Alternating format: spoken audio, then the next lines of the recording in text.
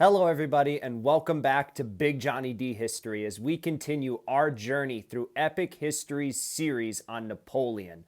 The first video on Toulon was absolutely fantastic. I have no reason to expect that the following will be any different, and maybe that they'll even improve. I'm not sure if Epic History released these in chronological order exactly, but I would imagine that they're going to be getting even better as we go along. And I know what I said in the last video. This is just going to be reacting to the Battle of Lodi, Epic History's video on Lodi.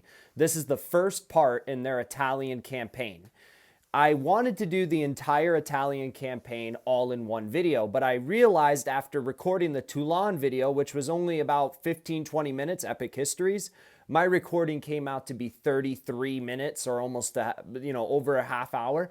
So if I did the entire Italian campaign, which is like 2 hours worth of content from Epic History, the reaction could be in the realm of 4 hours. And as much as I love Napoleon, I simply do not have the time to sit down for 4 hours straight after doing my regular job to watch straight up in full. I have a family, I have other things to attend to. So we're just going to be doing the Battle of Lodi today, but regardless, there is still a ton to talk about.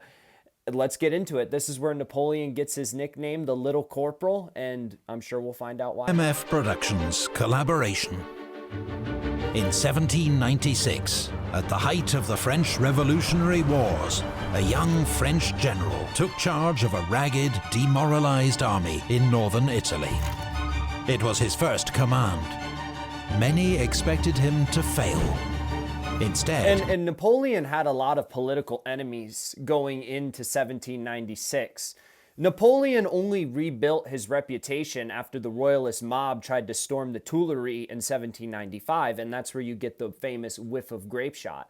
Prior to that, because there is a few years of a jump here between Toulon and Italy. Well, what happened in between that? Well, Napoleon was associated with Augustin Robespierre, who is Maximilian Robespierre's brother, obviously Maximilian Robespierre being the leader of the Reign of Terror during the French Revolution, or at least one of the three main leaders of the Reign of Terror. During the White Terror, which was with the Thermidorian reaction, they reacted by purging a lot of Robespierre's people. And since Napoleon had ties to Robespierre's brother, Napoleon actually spent a short while in jail, I think upwards of a week in jail, awaiting a possible guillotine in the White Terror, which counteracted the Reign of Terror from Robespierre. Eventually, Napoleon didn't get charged, and he was allowed to return to his position in the military and defended the revolutionary government in the Tuileries after the royalist mob tried to basically take it and overthrow the government. And that brought Napoleon back into the good graces. And he had actually proposed to the government to lead a campaign in Italy dating back, I believe, to 1794 as well. So this was in the making for Napoleon. Just 1 month, he won his first brilliant campaign. With astonishing self-confidence, boldness and energy, he led his army to victory after victory, transforming the war in Europe, winning praise from a grateful republic, and forging a legend. This is the story of Napoleon Bonaparte's first campaign, and the dawn of a new age. And when he says a dawn for a new age, that's incredibly true, because Napoleon was extremely young at the time of taking control of the army of Italy. I believe he was still below 30. I think he's 27 or 28 years old, so he's a very young guy. A lot of the people that he's facing in this campaign in Italy, which I consider to be Napoleon's best campaign, by the way, were in their 60s and 70s and had experience dating all the way back to the 7 Years' War, which was, about 40 to 50 years beforehand. So Napoleon brought in with this campaign in Italy a completely new wave of military technology and tactics. Mostly tactics. 1792. Europe is plunged into conflict by revolution in France. At first, it seems this infant republic will be quickly snuffed out by her neighbors. Incredibly, France clings on, thanks to mass mobilization, patriotic fervor, and her So tradition. the Battle of Valmy, the fact that this popped up here, somebody in the comments recommended that I react to the Battle of Valmy, which took place in 1792, which was obviously before Toulon in 1793. And I will do that video. I'm not sure. I'll probably do it right after we're done with Napoleon's Italian campaign, because I said in that video that Napoleon's Italian campaign would be the next upload. So I'm probably going to do all the parts on Napoleon's Italian campaign and then come back to visit Valmy before we jump into Napoleon in Egypt. So, you know, stay tuned for a lot more Napoleonic content. Military power. In 1795, France occupies the Low Countries, while Prussia and Spain withdraw from the war. But the French Republic still faces a powerful coalition of enemies, which includes the Austrian Empire and kingdoms of Piedmont, Sardinia, Naples, and Great Britain, as well as a counter-revolutionary revolt in the Vendée region of western France. In Paris, the most extreme revolutionaries had been toppled, sent to the guillotine, as they had sent so many before them.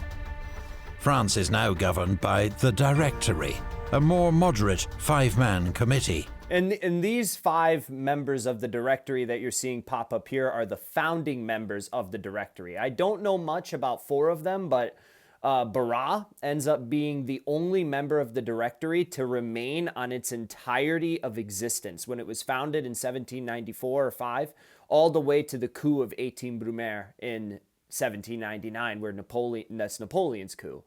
Barras was the only person to remain on the Directory the entire time. And the Directory, basically from its inception, was viewed as completely incompetent and didn't have a lot of widespread support. Quickly wins a reputation for corruption and inefficiency. Nevertheless, in 1796, they plan a major military offensive to knock their most dangerous adversary, Austria, out of the war. The 2 main efforts will be made along the Rhine by powerful armies under General Jourdan and General Moreau. A third effort, of which much less is expected, will be made in northern Italy. So you could see here Napoleon's army, both of the army of the Sambre and the Rhine, basically equal in men. You know, 79,000, 78,000, only a difference of, 1,500 men. It could be considered a battalion of men is a difference. Napoleon's army in Italy has 2/3 of that. They don't even have 50,000 men. And the men are extremely demoralized. They haven't seen much action or anything in terms of victory. And France, as a country, thought that the main solution to defeating Austria was through Germany and the Rhine River. That's what they wanted to do. Napoleon, on the other hand, knew that if he could beat Austria and Italy, it would force them to sue for peace. And the army of the Rhine and Sambre did play a part in defeating Austria. They did achieve some victories up in Germany near the Rhine River. But at the end of the day, Napoleon absolutely catapulted this thing, defeating the Piedmontese within 2 weeks. But we're jumping ahead of ourselves. Let's get back to it. The French army of Italy is a poor cousin, starved of money and supplies, stripped of troops to reinforce French forces on the Rhine. But its fortunes are about to change. On the 2nd of March, 1796, the Directory appoint a new commander to lead the army, one of France's youngest generals, Napoleon Bonaparte. That's a very cool painting of Napoleon.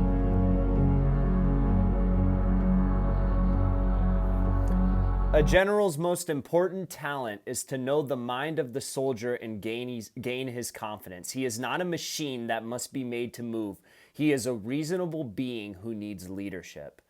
This, to me, is one of Napoleon's best quotes. And when I think about why I admire the man so much as a historical figure and as a person, it comes down to quotes like this. Not a lot of generals, and this goes from before Napoleon's era and way after, seen their men as machines and disposable. And Napoleon knew that in the reality of war that lives would be lost. Of course, that's the circumstances in any war, and it's horrible that that has to happen.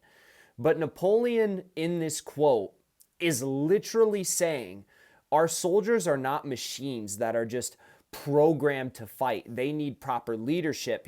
While he led his army in Italy, he always made sure that they had proper bread rations and new shoes, because Napoleon had another quote somewhere along the line of this one where he said, you know, men who fight on empty stomachs and with sore feet aren't going to fight as good as men who have, you know, new shoes and food in their belly. And ultimately, that's one of the main reasons that Napoleon is such a fantastic military leader, is because he knows what it's like to be a soldier, and he sympathizes with the men in a way that a lot of the aristocracy of the age just simply didn't do.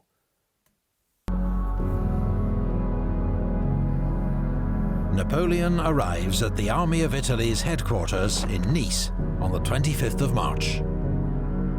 He is just 26 years old. Wow, 26. 2 years have passed since he masterminded French victory at the Siege of Toulon. Since then, his fortunes have been mixed. A short spell as artillery commander in Italy, 10 days in jail when his political patrons fell from power. Napoleon was essentially a Jacobin. He fought earlier in his life with the idea of being either a Corsican nationalist or being a Jacobin, being a revolutionary. And it wasn't, I don't believe Napoleon necessarily agreed with the savagery of the Reign of Terror under the Jacobins, but that's where the political wind was going. And if you didn't align with them, they could see you as a traitor and then put you to the guillotine, chop off your head. So at the end of the day, I believe Napoleon did that for his opportunities. You know, that's who's in power. Let's try to cozy up to him a little bit and help maintain the revolution. Ultimately, I guess the French government, even during the White Terror, you could catch a guillotine for basically doing nothing. You know, you didn't necessarily have to be guilty of a crime under the Reign of Terror or the White Terror. So the fact that Napoleon didn't meet an end shows that he probably didn't really commit any of the atrocities of the Reign of Terror as a Jacobin. Used to serve in the Vendée, fighting French counter-revolutionaries, leading to several months' unemployment in Paris. Then, an extraordinary break. 13 Vendémiaire, Paris. A royalist mob threatens to storm the national government. Napoleon is the closest general to hand and put in charge of its defense. He disperses the crowds with brutal efficiency and is acclaimed savior of the revolution. A grateful Directory promotes Napoleon to General of Division and awards him command of the Army of Italy. And along with him came Murat, I believe, as his aide-de-camp. So this is the first time that Napoleon works with Murat in the promotions that they get after 13 Vendémiaire is, and I know I mispronounced that, I apologize to the French people out there, but that was Napoleon and Murat's first time working together, and that would span an alliance that would last almost 20 years. Murat eventually being made a marshal of Napoleon's empire, I believe second in seniority, only to Berthier, Napoleon's just amazing chief of staff, a big architect of his success. It makes sense. He was number one. And Murat would eventually become a king. And then during this is the 13 Vendémiaire is where you get the famous whiff of grape shot line, which Napoleon may or may not have said, but the idea of using cannon shot on civilian rioters like this was unheard of at the time. And Napoleon, when Marie Antoinette and King Louis got torn out of the royal palace in Paris, Napoleon remarked on it, saying that he thought the troops should have opened fire, that they should have defended the king and queen, and Napoleon's implementing that here, and ultimately it worked. On the 9th of March, he marries his great love, Joséphine de Beauharnais, and leaves for the front 2 days later. There are French generals in Italy with a better claim to command than Napoleon. Serrurier, a professional soldier who first saw action in the 7 Years' War, Wow. a decade before Napoleon was born. Jesus. Augereau, a tough, experienced soldier, bold tactician, and committed Republican. Future Marshal of And Napoleon. Massena, risen from the ranks, fearless, tireless, hero of the Battle of Lodi against the Austrians the year before. All three would later become marshals of Napoleon's empire. For now, Napoleon seems to these veterans young and underqualified, a political appointment, embarrassingly infatuated with his new wife. But there is something about the Corsican. As Massena observed, his small size and puny face did not put him in their favor. But as soon as he donned his general's hat, he seemed to grow by 2 feet.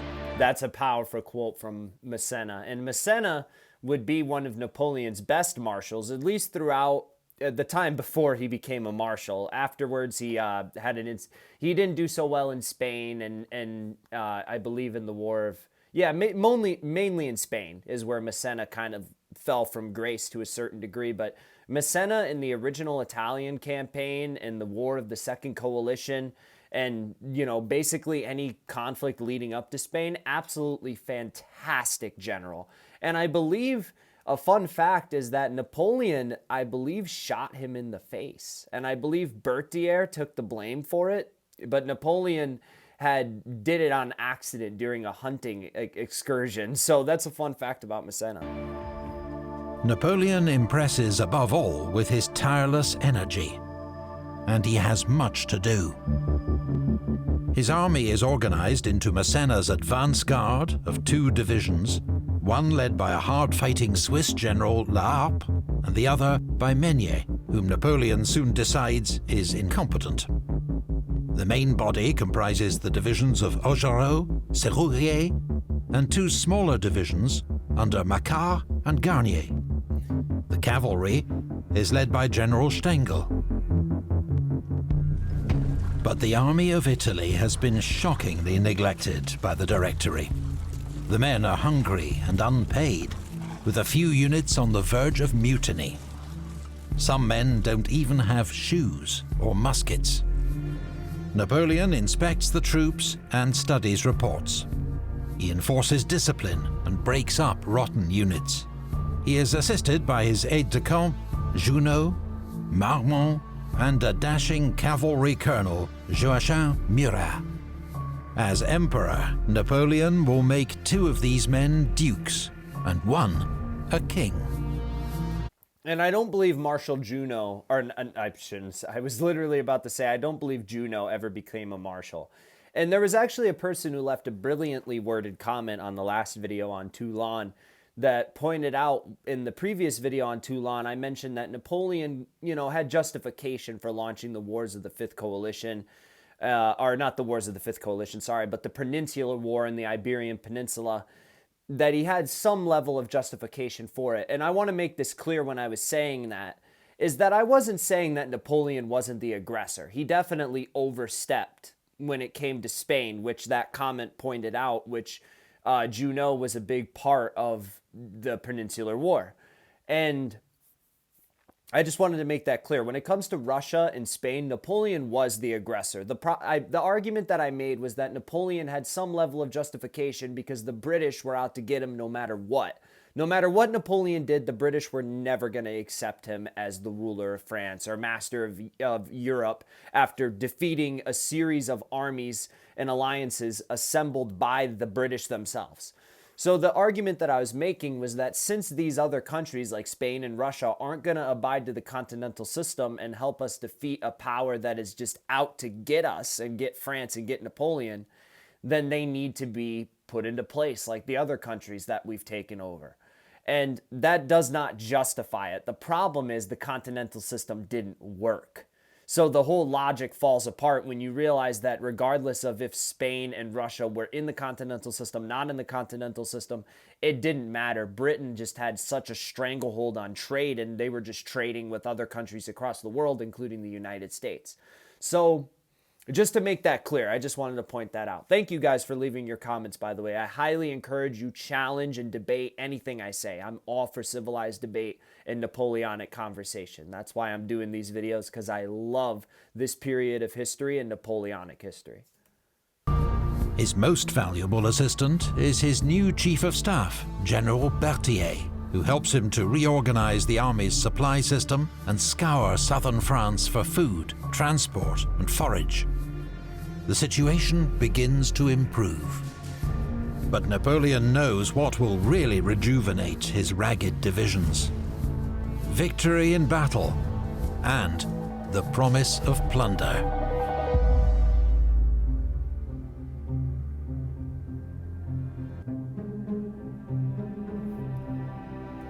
I want to lead you into the messed up, butchered the quote already. I want to lead you into the most fertile plains in the world, rich provinces, great cities will be in your power. There you will find honor, glory, and riches. Soldiers of Italy, will you lack courage or constancy? Napoleon had a way with words that almost nobody else in history had. The way that he galvanized his men and gave everything such a, word of importance. The way that he hypes this up, like on the surface, what he's talking about is, hey, I want to go conquer Italy. That's what he said in short terms. And we're going to conquer Italy. We're going to be rich. It's going to turn out great. But Napoleon is such a prolific writer and speaker that he could give speeches like this that would will thousands of men into battle. It was absolutely insane.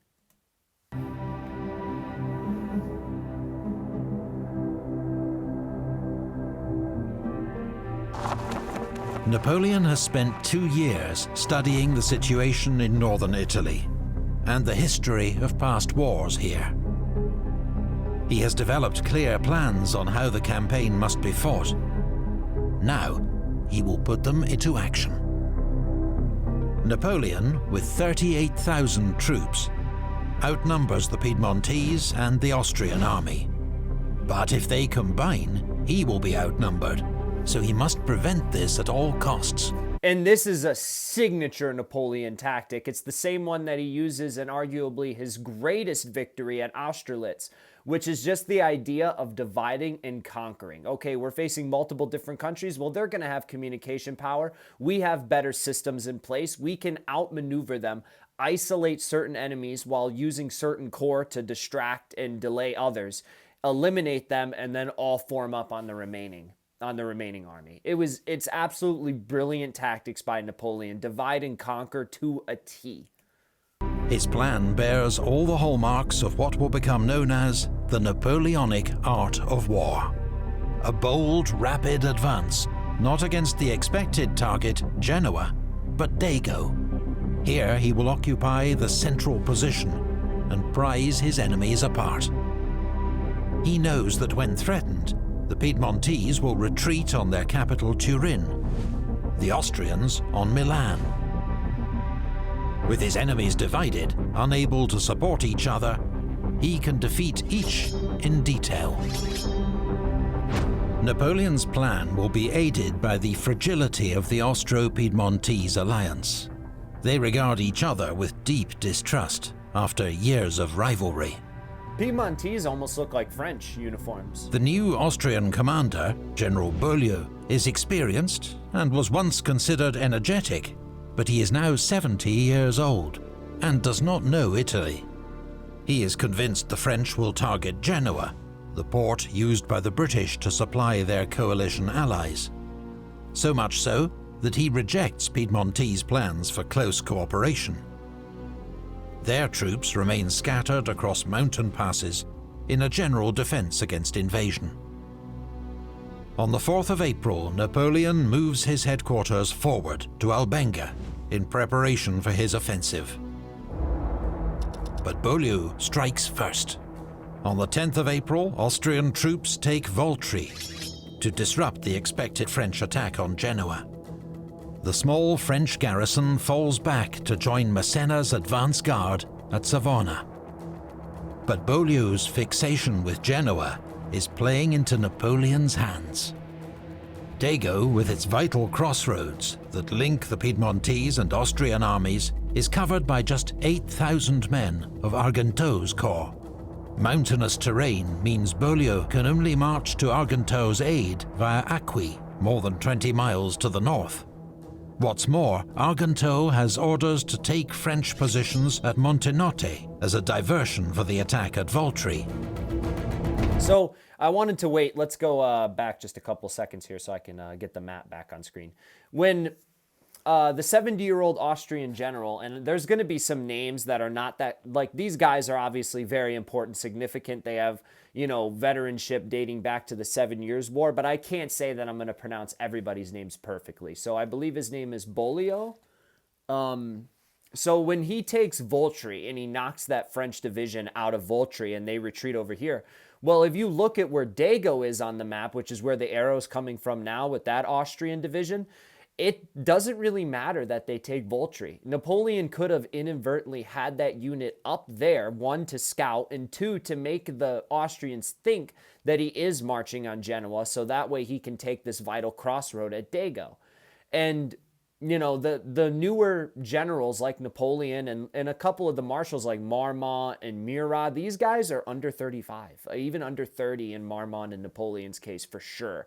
I think Murat might be a couple years older. I'm not 100% on that, but these guys are young. They've been to the French military, like the extremely competent French military school in Paris. They're picked from a pool of over 30 million, you know, population, as opposed to the Austrians, which mainly relied on aristocracy. So when you have these types of generals and you have Napoleon with this divide and conquer tactic, that didn't make sense to Beaulieu. He had no idea that Napoleon was going to do this. Argenteau has orders to take French positions at Montenotte as a diversion for the attack at Voltri. But the French cling on courageously. Corporal Roache particularly distinguishes himself, exposing himself to enemy fire to shoot down on the enemy. His commander, Colonel Rampont, tells his men, "Here we must conquer or die," a moment which quickly enters French military folklore. And that quotes like that and these little displays of glory, like the Corporal Roache, who stands over the ledge to shoot down on the Austrians. It's stuff like that that makes this period of history so just entertaining and, you know, intrinsic. You know, it's something that you need to learn more about. It's just these, you know, courageous acts of men and soldiers in the spirit of combat, where it's like somewhat modernized, but still simple enough to where tactics and, you know, a mind can reign supreme over numbers, are pure force. And it's just the masculine essence of the Napoleonic era and the, you know, absolute difference of men that you see. You know, you got Marshal Ney, whose father was a clerk, you know, Murat, who was the son of an innkeeper. You know, these guys came from nothing to power, and that's why you see all these courageous acts and this diverse group of characters, and it's just a lot of fun. It's the perfect setup for Napoleon. The enemy's attention is focused on Voltri, and Argenteau's corps has been left dangerously exposed. He swings into action, sending La Harpe's division to reinforce Rampont's troops, while Massena makes a tough night march across steep ravines in rain and fog to turn Argenteau's right flank. By dawn, the Austrians are outnumbered, outflanked, and under heavy attack. They retreat in disarray. Napoleon orders Massena to move on Dago, while he turns his attention to the Piedmontese. But Augereau's advance gets held up at Cosseria. The old castle is held by Piedmontese and Croatian grenadiers. The French launch frontal attacks into withering fire and suffer hundreds of casualties. When the colonel of the 18th Demi Brigade is killed, a 26-year-old Louis-Gabriel Suchet takes over command. "I have never seen fire like it," wrote Marmont, Napoleon's aide-de-camp. Oh, Marmont was Napoleon's aide-de-camp. Murat got into the cavalry position at that point. But Marshal, or I keep wanting to call them marshals. They're not marshals yet. Suchet ends up being one of Napoleon's best generals, the most successful in Spain, undisputedly.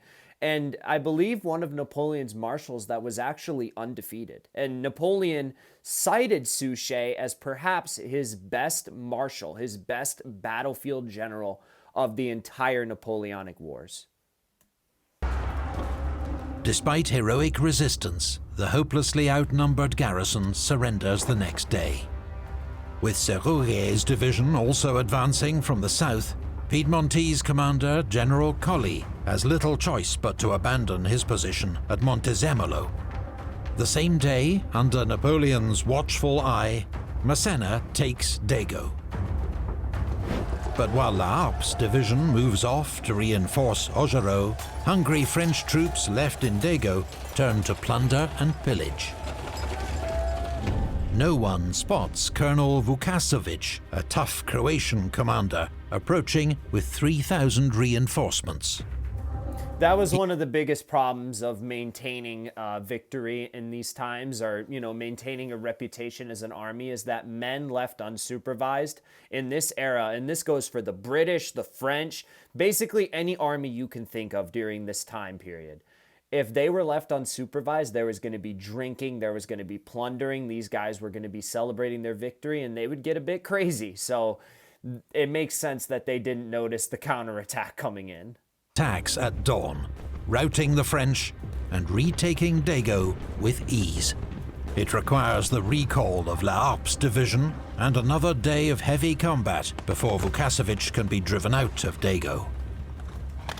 A bayonet charge led by 27-year-old Colonel Lannes wins particular praise from General Bonaparte. That's the start of future Marshal Lannes. Seeing a lot of Napoleon has won 3 victories in 4 days.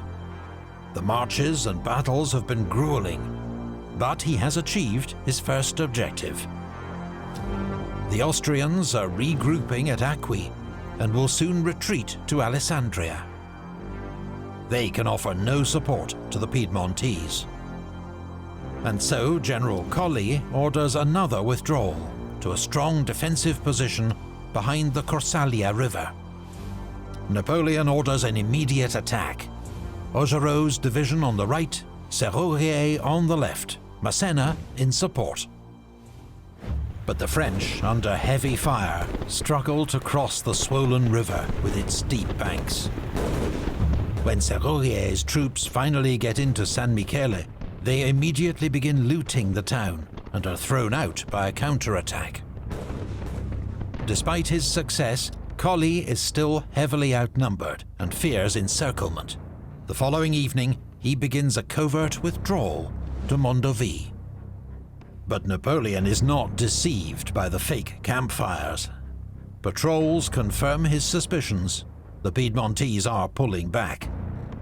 Though his troops are exhausted, wet and hungry, he launches them after the fleeing enemy.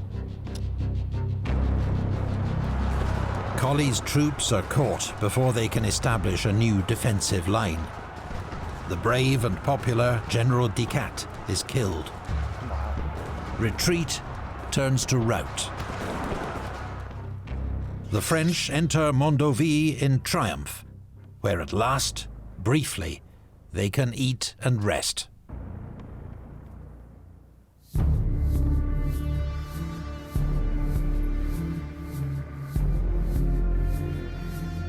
The two armies which lately attacked you in full confidence now fly before you in terror. Applying to the Piedmontese and the Austrians, they were both coming after us, and now that we have decisively defeated both of them, they're retreating this way, they're retreating that way. They're no match for us. And you can see during these incursions and battles that are occurring at like Mondovì, they really weren't any match for the French. Even when the Austrians had the counterattack that the French weren't prepared for, they take casualties, but they just demolish the Austrians. And a lot of that has to do with Napoleon's tactics and the determination of his men and the leaders and generals behind them.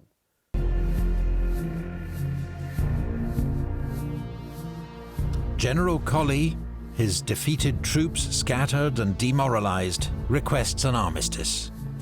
Napoleon declines as his troops descend from the mountains into the fertile plain of Piedmont. Destitute and starved, French soldiers now plunder the Italian countryside freely. Brigadier General Joubert is among those frustrated by the men's conduct. Everything would go very well if the soldiers did not abandon themselves to pillage. Not a day passes without some looters being shot. Despite this severity, the mania doesn't stop. The rural folk are arming themselves. And this was one of Napoleon's biggest problems when it came to Spain, is that you had marshals like Soult and Massena who were in Spain, and they would loot and plunder and make the people absolutely hate them. And that's the contrast to a marshal like Suchet, where even after he passed away, they held a funeral for him, or like, you know, basically a ceremony to honor his passing, even though he was the leader of an army that was occupying their territory. That's how well he treated the people. And that led for success, because when you're looting and you're pissing off all the people, those people are going to launch some form of guerrilla warfare on you. And guerrilla warfare is a term that gets coined with Napoleon in Spain. So this is becoming ever more prevalent. Napoleon condemns such behavior, but his orders have limited impact, especially as everyone knows Generals Massena and Augereau to be two of the greatest offenders. On the 25th of April, French troops enter Carrasco, just 30 miles south of the Piedmontese capital, Turin. Meanwhile, General Beaulieu is at long last marching to Piedmont's aid. But he is a week late. And when he learns that Piedmont has opened negotiations with the enemy, he withdraws his troops in disgust, planning to take up new positions along the Po River. Austrian troops join Austria getting a little hasty there. Piedmont didn't really have much of a choice but to open negotiations, because the Austrians weren't there to support them. They mispredicted. So when you have this great power, France, versus what is admittedly a small state in Piedmont, yeah, Piedmont's not going to be able to contend with that. And that's why Napoleon wanted to divide and conquer. Of Piedmontese villages as they go. Victor Amadeus III, King of Piedmont Sardinia, sees no option but to accept Bonaparte's terms for an armistice. Piedmont must give up the strategic fortresses at Cuneo and either Alessandria or Tortona, leaving the country virtually defenseless. The final peace treaty, signed 3 weeks later in Paris, cedes Nice and Savoie to France and grants free passage to French armies. Napoleon has ended the 4-year war with Piedmont in less than 3 weeks. Jesus Christ. One of the fastest long-term wars to be put to bed in a period of 3 weeks.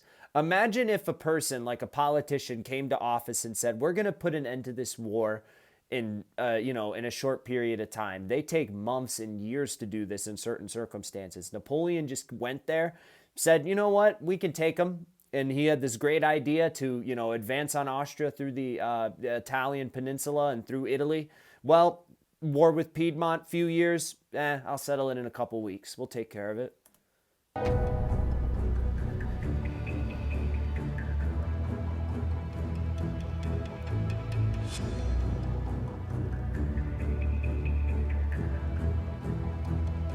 Another fantastic quote by Napoleon.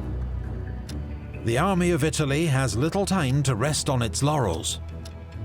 4 days later, having received 7,000 reinforcements and fresh supplies, it's on the move again. Napoleon plans to invade the rich province of Lombardy, ruled by the Emperor of Austria, and defeat Beaulieu's army. But first he must cross the Po River, which is closely watched by Austrian forces. It will prove one of Napoleon's most brilliant maneuvers. Massena is ordered to make conspicuous preparations. You can see Napoleon is right there near the bottom, his division under one of his reserves down there. It just says reserve. is actually on Marengo, where obviously a very important future battle would be fought in the War of the Second Coalition with Austria. And part of the reason that Napoleon did so well in these Italian campaigns of the First and Second Coalition was because Napoleon knows this land. Napoleon is French and also basically Italian. Napoleone Bonaparte, as they said in the video on Toulon. And he knows this area. He's very familiar to the people here, the culture, the landscape, the type of, everything here. And this is why I believe he excels here far more than he does in a place like Russia, for example, where things are vastly different. The river near Salé, assembling boats and building gun batteries. Meanwhile, Napoleon has formed a new elite brigade, 5,000 grenadiers, carabiniers and chasseurs to act as the army's advance guard under the command of General d'Allemagne. This force is ordered to march rapidly east to Piacenza and cover 40 miles in just 36 hours. They are followed by La Harpe's division, then Augereau and the cavalry. Beaulieu receives reports that French troops are moving east and begins to redeploy his forces, while remaining conscious that there are still French troops that might cross the Po as far west as Valença. This uncertainty makes it impossible for him to concentrate his forces. What's more, he's completely underestimated the scale and speed of Napoleon's move. The French advance guard, with Colonel Lannes in the lead, crosses the Po on the 7th of May, chasing off Austrian patrols that are the only opposition. Napoleon, the way that he split up his army just allowed him to be a lot faster and quicker than enemies could ever predict. By the time, you could see on the map they showed prior, by the time that he had crossed the Po River, the Austrians were only about half the way there. They absolutely just they excelled at speed and tactics in this campaign. By the next morning, most of La Harpe's and Augereau's divisions and the cavalry are across, consolidating the French bridgehead, while Massena and Serrurier move to the crossing as fast as they can. Men of General Liptai's division are the closest Austrian troops.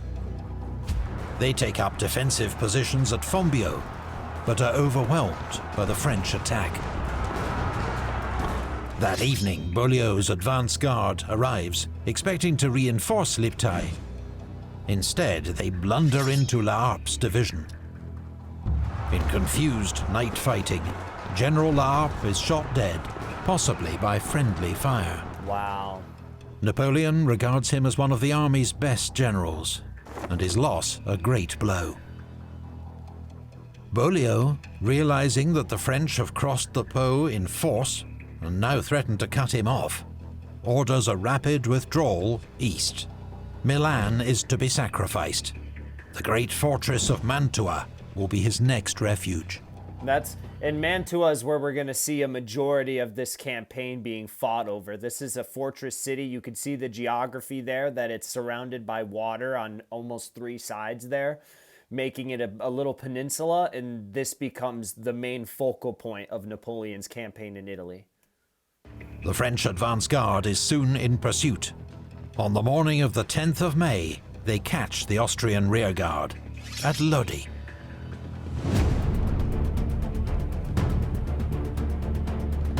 French troops chase the Austrians across town and over the town's 200-yard bridge over the River Adda.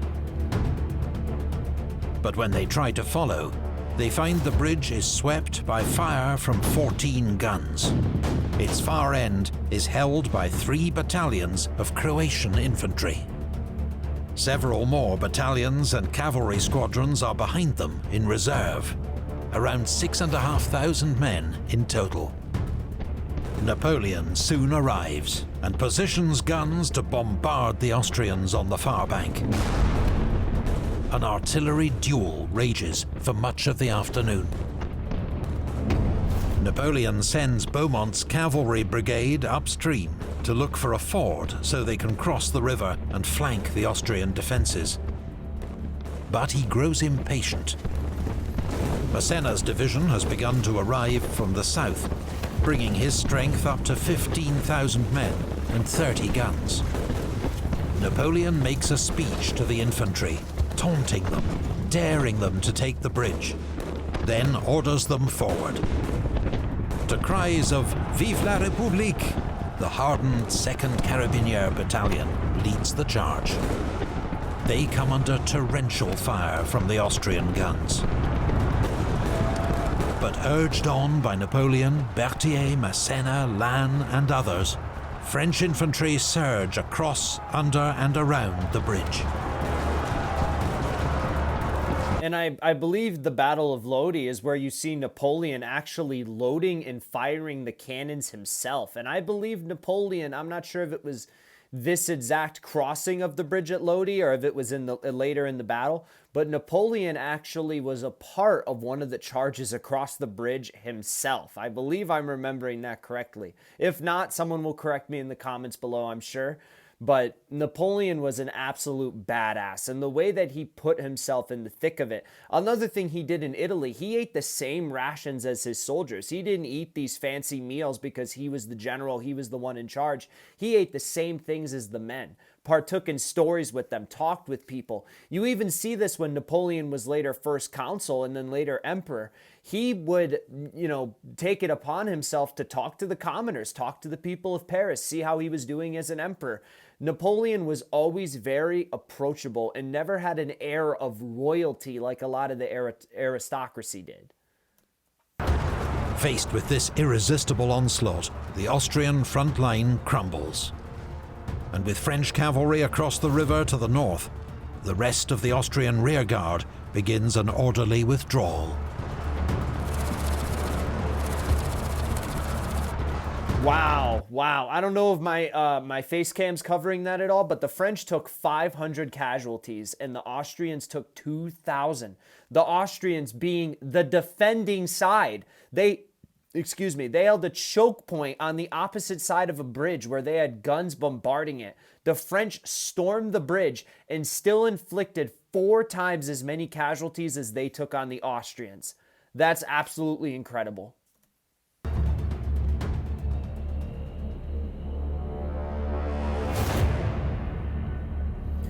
I no longer regarded myself as a simple general, but as a man called upon to decide the fates of people. Napoleon definitely had a bit of an ego, to say the least, but ultimately he would be proven right. He decided the fate of over 60 million people at a certain point during his reign.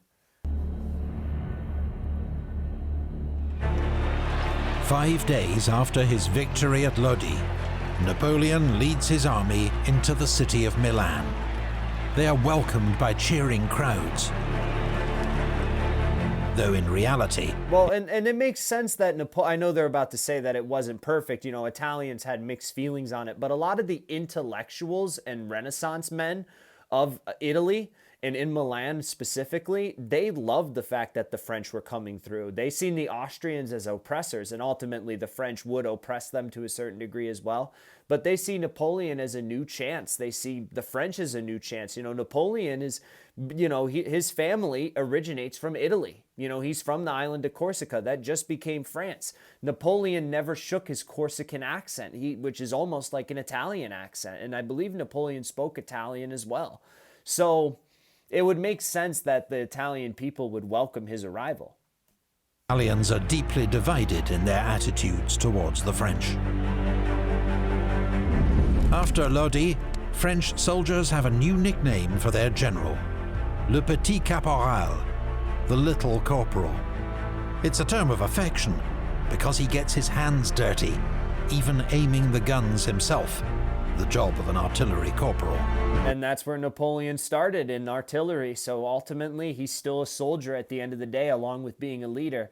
And Le Petit Corporal, the Little Corporal, is not because Napoleon was short. Common rumor, average height for the time. I believe this nickname is probably what started the British propaganda.